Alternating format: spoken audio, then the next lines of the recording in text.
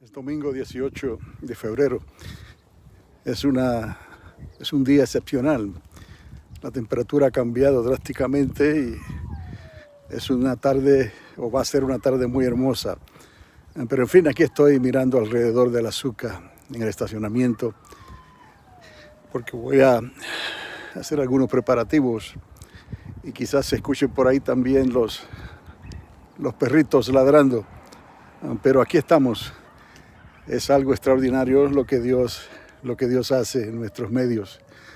No sé, voy a dar la vuelta para que puedan contemplar el azúcar, el comando azúcar como Dios me ha mostrado que hagamos aquí. Y hemos estado hablando del rey David y solamente quise hacer el comentario sobre el rey David. Es que fue algo que Dios hizo y vio en esa persona desde su juventud, que Dios podía tratar con el corazón de David. Y vino a ser, se habla de Salomón y como el rey más esplendoroso que tuvo la nación de Israel.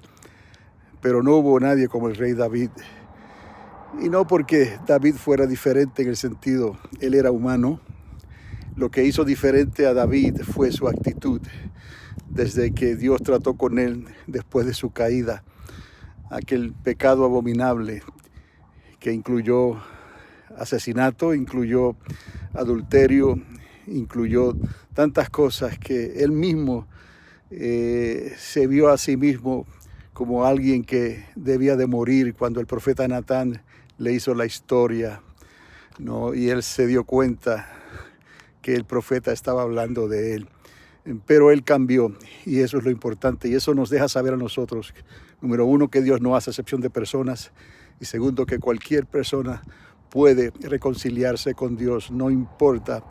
Todo lo que Dios está esperando primeramente es que dispongas tu corazón, no un corazón, como dice la Escritura, contrito, arrepentido, que venga delante de Dios capaz de pensar no mucho de sí mismo, todo lo contrario.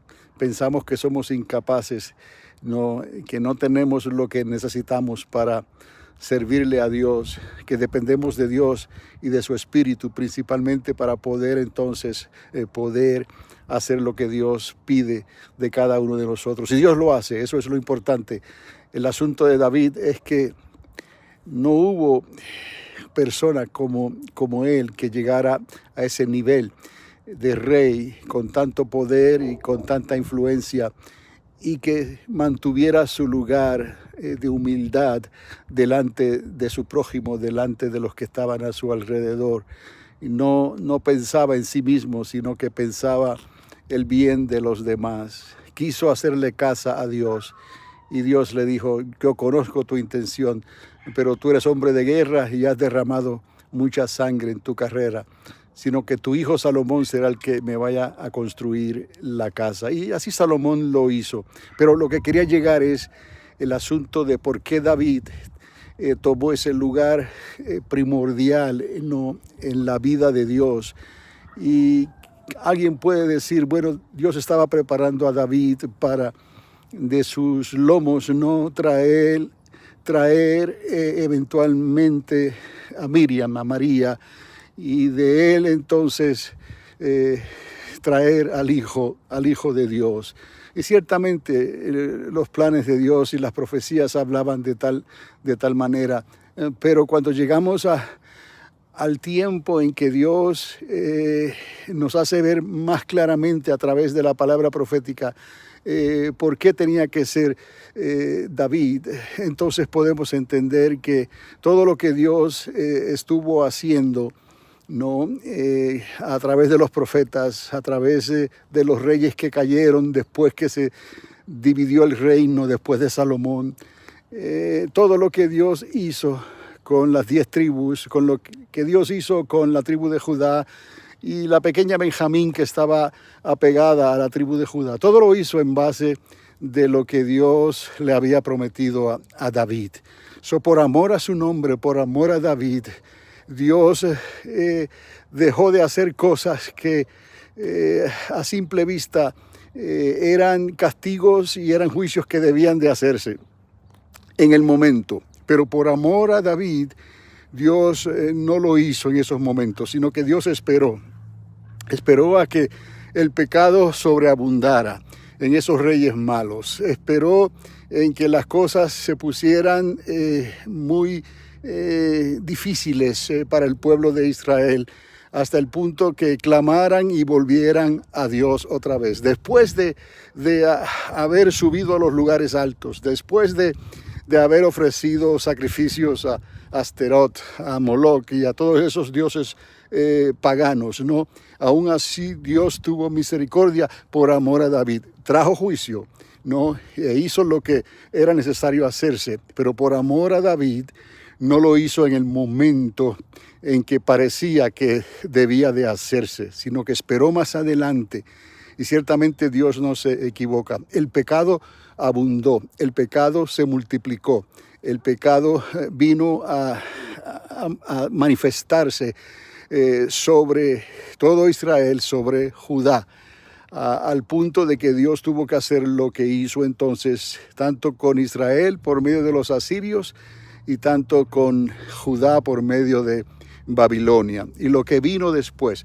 Podemos ver la importancia del rey David, podemos ver la importancia de la actitud de David, un corazón en que estaba dispuesto, ¿no?, a humillarse, a arrepentirse, a venir delante de Dios y pedirle a Dios que no apartara su espíritu de él, porque era Dios, el Espíritu de Dios, quien estaba enseñando y quien estaba guiando a David.